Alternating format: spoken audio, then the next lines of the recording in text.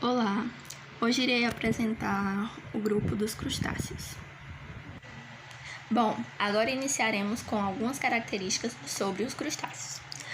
O grupo dos crustáceos, eles têm seu corpo dividido em dois tagmas. O que são tagmas? Tagmas são fusões de segmentos. E, como eu falei, os crustáceos são divididos em dois tagmas, que é o cefalotórax e o abdômen. O cefalotórax, ele vai possuir patas, que são chamadas de pterópodes, a função de locomoção. Já o tagma abdômen também irão possuir pares de patas, que serão chamados de pleópodes, que terão a função de segurar os óvulos. Também terão a função de locomoção, mas terão uma função maior na segurança do óvulo, que na hora de ser fecundado. Como podemos ver, ainda na parte do tagma abdominal, a gente terá os urópodes, que estarão localizados no final do tagma abdominal. Os urópodes, eles terão a função também de locomoção e ajudar os óvulos, e segurar os óvulos, Já na parte do tagma cefalotórax, teremos antenas que têm função sensorial para percepção do ambiente de locomoção dos crustáceos. Já que estamos falando sobre o tagma cefalotórax, já vale introduzir sobre o sistema excretor. No sistema excretor, a gente vai ter as bolsas, as glândulas verdes ou glândulas antenais. Essas glândulas antenais vão ser as responsáveis pelo sistema excretor. O que é que elas irão fazer? Elas irão retirar o excreto do sangue e eliminar esse excreto pelos poros excretores que estarão localizados na base das antenas. Essa glândula verde irá excretar amônia.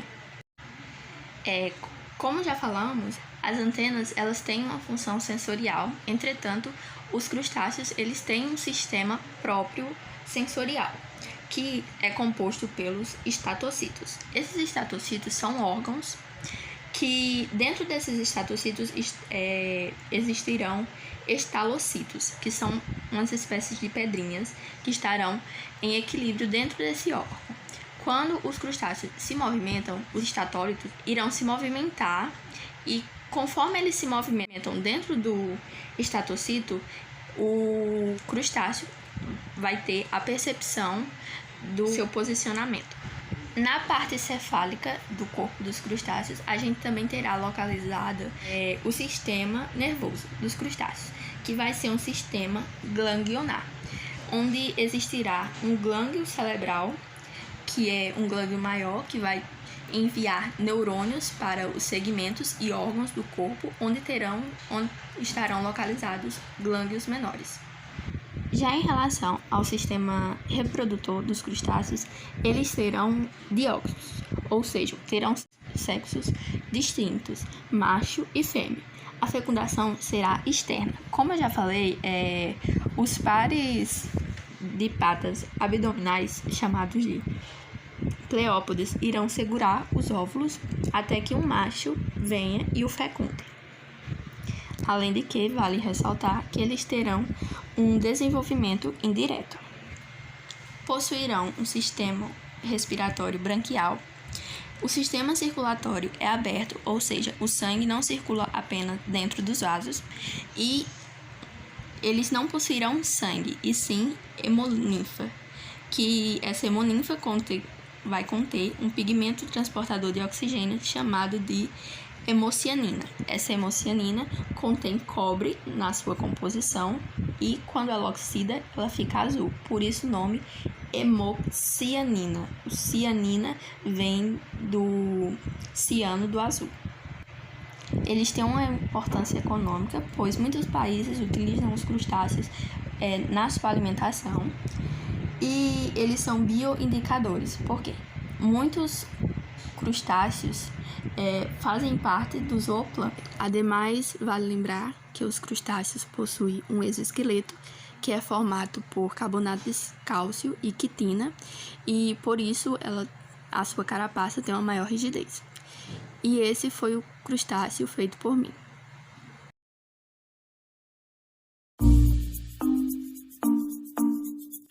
Eu e o Emerson iremos apresentar dois tipos de animais que pertencem ao filo dos artrópodes. Mas antes eu irei fazer uma breve introdução sobre a classe dos aracnídeos. Os aracnídeos são animais invertebrados, ou seja, eles são caracterizados pela ausência do crânio e da coluna vertebral. Existem milhares de espécies em todo o mundo. Os mais conhecidos são as aranhas, escorpiões e ácaros. Bom, e onde essas espécies podem ser encontradas?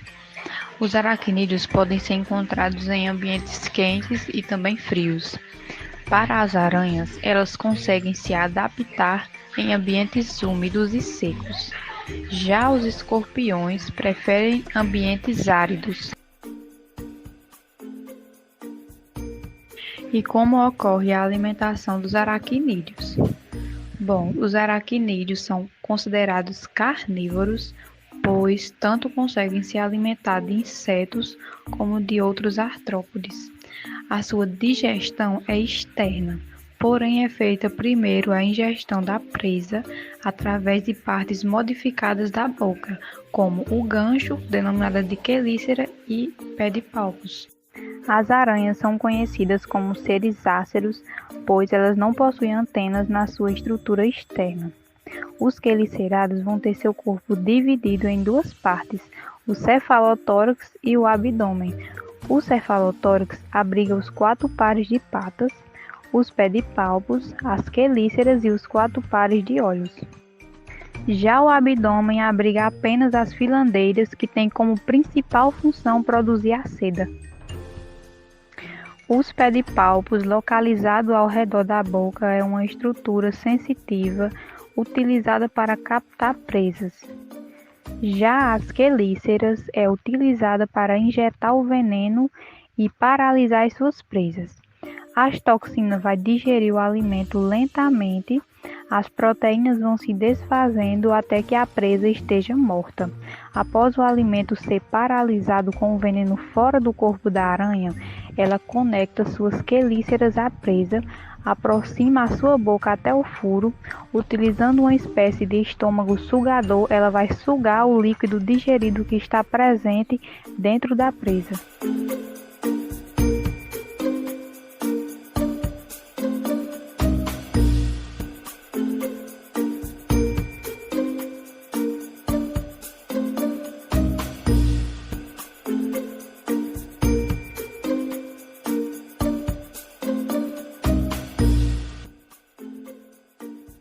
E dando continuação aos aracnídeos, o Emerson irá apresentar a anatomia do escorpião.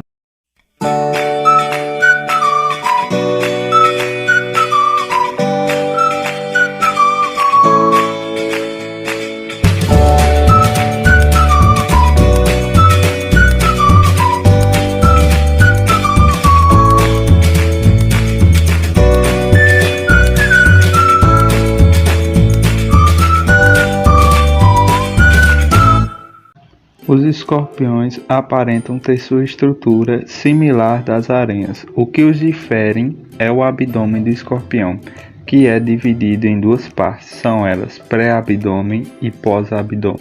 Antes disso, vamos voltar à sua estrutura básica, que é sua primeira estrutura é o cefalotórax ou a carapaça, que é possuidora ou portadora de um par de quelíceras que ajudam o animal a triturar o alimento.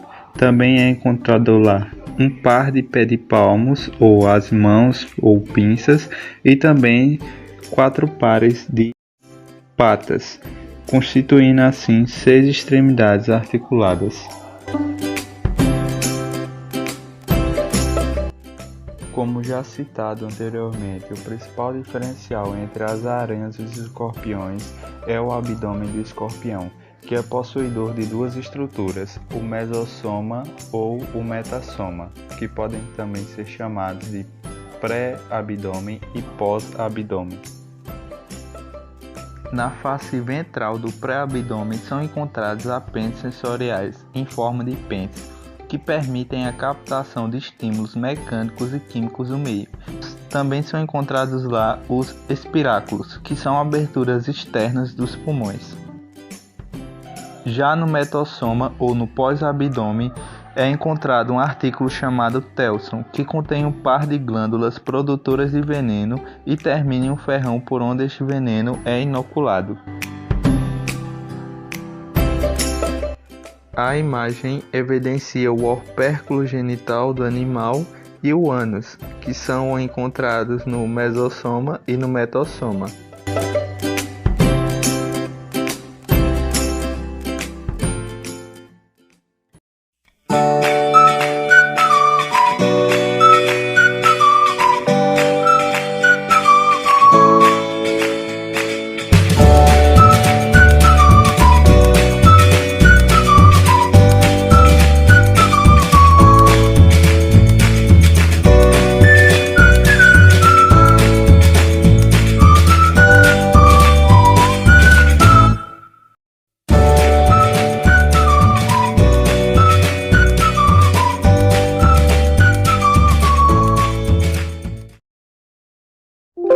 Olá, sou José Júnior e vou falar sobre os quilópodes.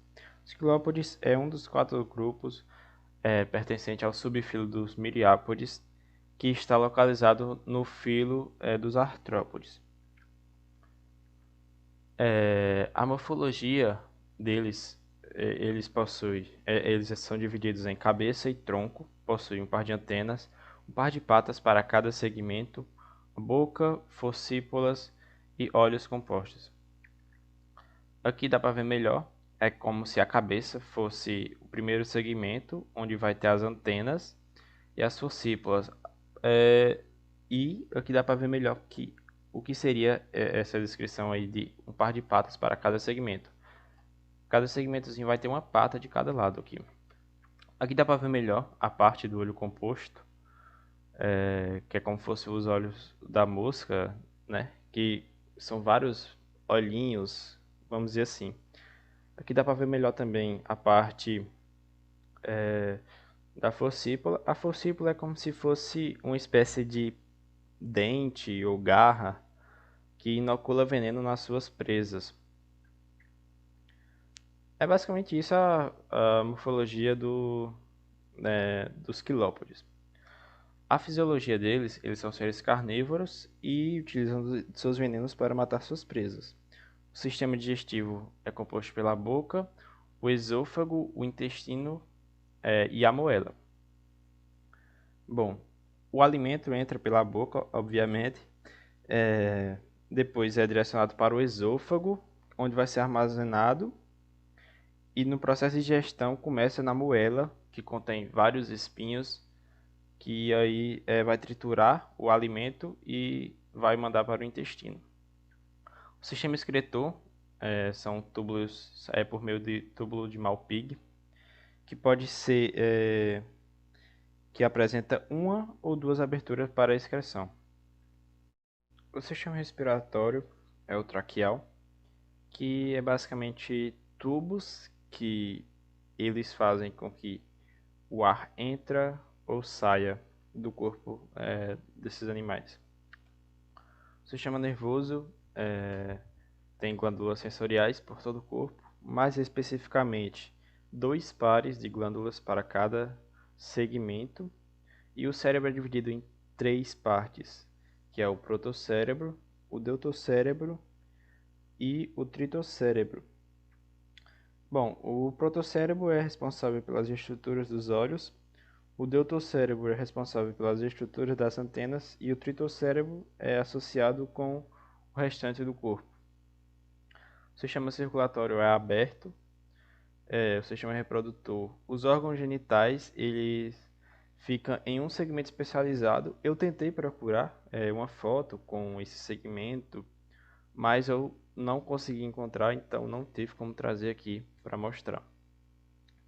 O sistema de defesa, ele possui toxinas que são repelentes por todo o corpo e que irrita os olhos e a pele dos seus predadores, né?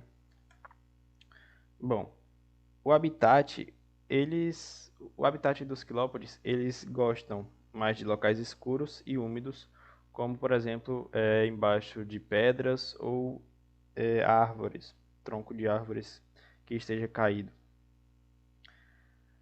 Aqui são aqui são todas as 5 ordens que possui entre os quilópodes.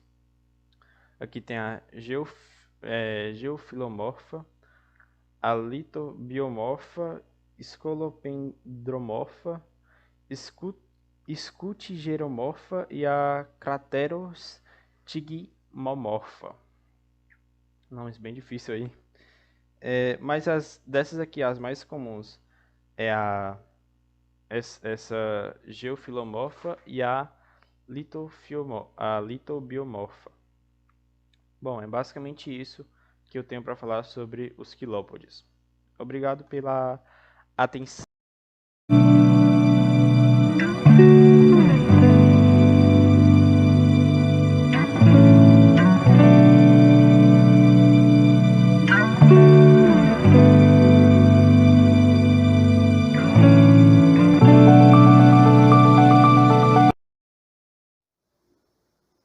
Os diprópodes são um certo grupo de animais que pertencem ao filo dos artrópodes.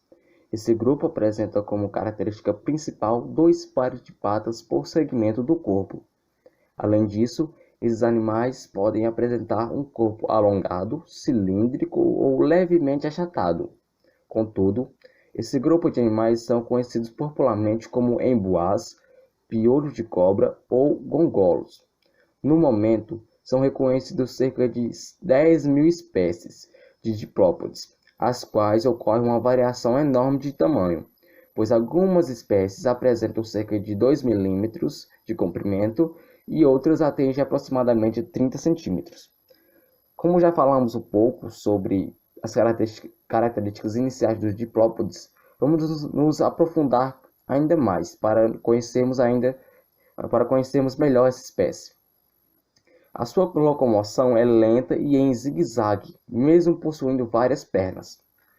Eles gostam de viver em locais escuros e úmidos, ajudando assim na sua proteção. Sua alimentação consiste em matéria orgânica, em decomposição e pequenos invertebrados.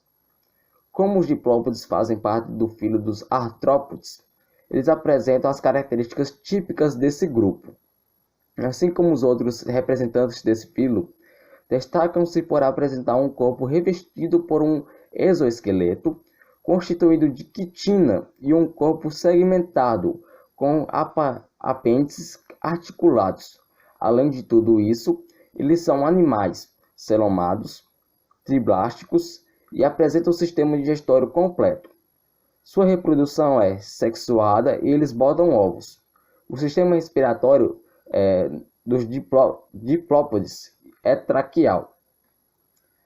Quando se sentem ameaçados, seu sistema de preservação faz com que eles se enrolarem em seu próprio corpo, formando um espiral. Além disso, os diprópodes possuem glândulas especiais espalhadas pelo corpo que liberam toxinas ou fluidos repelentes que causam irritação nos olhos e pele de seus predadores. O sistema nervoso é composto basicamente por 2 pares de glândulas sensoriais em cada um dos segmentos do corpo, o que chamaremos de cérebro. Nestes animais, é dividido em protocérebros, que é responsável pelos olhos, em deutocérebro, responsável pelas antenas, e por fim, tritocérebro, que é responsável pelo restante do corpo. De sistema respiratório traqueal, os diprópodes apresentam um conjunto de tubos ramificados que, a partir de contrações musculares, fazem com que o ar entre e saia. Certo, mas já vimos algumas informações sobre os diprópodes, mas eles são bem parecidos com os quilópodes. E qual é a diferença deles? A diferença é, tanto os quilópodes como os diprópodes são artrópodes, da classe Myriapoda. Eu acho que minha pronúncia está certa. Não sei se está certa, na verdade. Eles apresentam em comum o fato de possuírem um corpo alongado. Isso nós já sabemos, que acredito que todos já vimos um diprópode ou um quilópode. Um par de antenas e 3 pares de apêndices, modificados com partes bucais. Esses animais se destacam por serem também terrestres. Apesar de sua semelhança, podemos destacar algumas diferenças entre esses dois grupos. Uma delas está relacionada ao número de patas, como eu já falei inicialmente. Enquanto os quilópodes apresentam apenas um par de patas por segmento do corpo, os diplópodes apresentam 2 pares. Além disso, os quilópodes são animais carnívoros, enquanto a maioria dos diplópodes são herbívoros.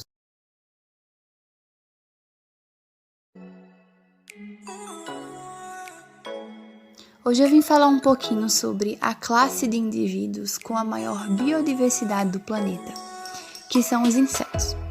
Os insetos são seres invertebrados que possuem 3 pares de patas. E como eu disse anteriormente, possuem a maior biodiversidade de todo o planeta. São mais de 950 mil espécies conhecidas, das quais 109 mil são encontradas aqui no Brasil. E alguns exemplos dos principais animais que pertencem a esse filo, são besouros, borboletas, percevejos, mosquitos, mariposas, entre outros.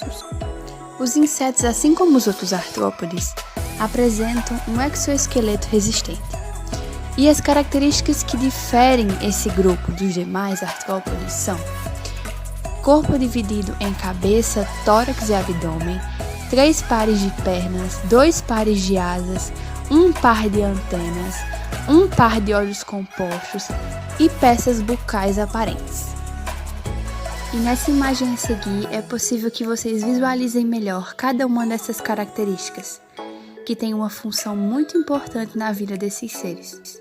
Nesse grupo, os indivíduos eles possuem um aparelho bucal especializado, que é o caso da abelha, como vocês podem ver aí na imagem.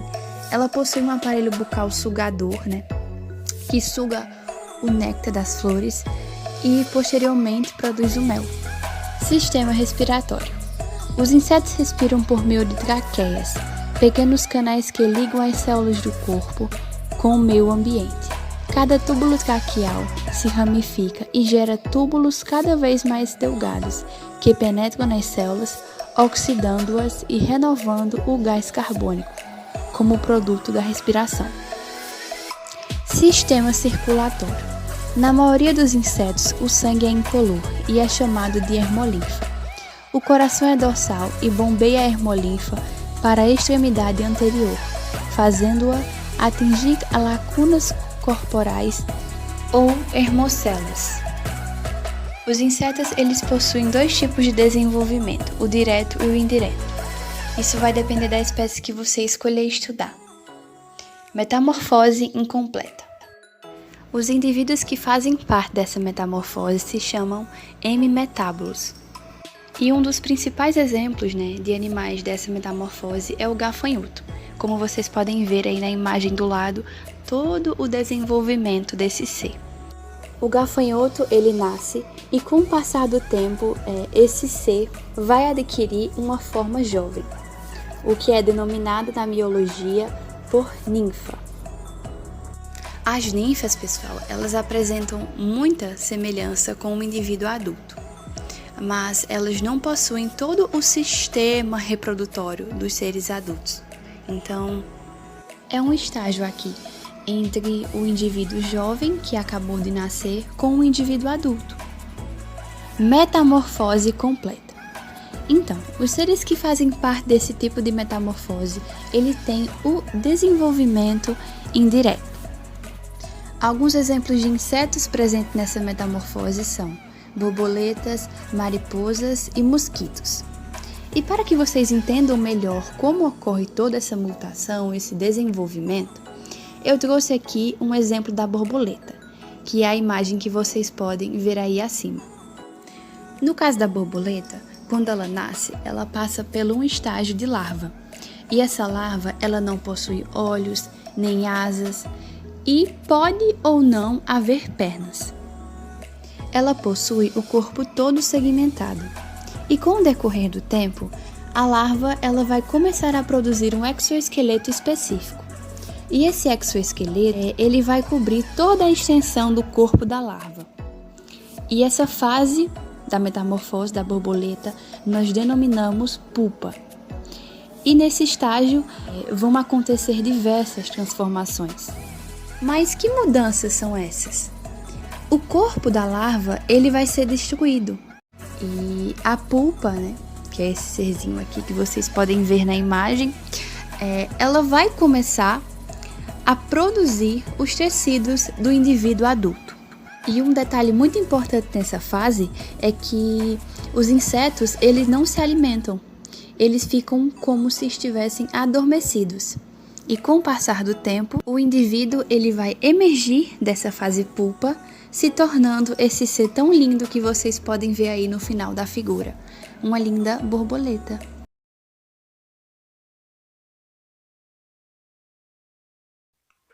Joaninha. A joaninha pertence ao filo artrópode e à classe Insecta. Seu corpo geralmente é bem arredondado ou semi-esférico, com a cabeça pequena e um par de antenas.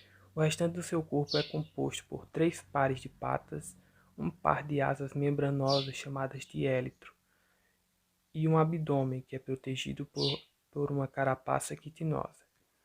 Geralmente apresentam cores vistosas como vermelho, verde ou amarelo. Apresentam também olhos compostos, algo que é típico dos insetos. A joaninha apresenta metamorfose completa, passando por 4 estágios perceptivelmente diferentes. A maior parte das espécies de joaninha são predadoras e se alimentam de insetos, como os pulgões. A joaninha tem grande importância para os ecossistemas, ajuda no controle de insetos que destroem plantas que são importantes para outros organismos.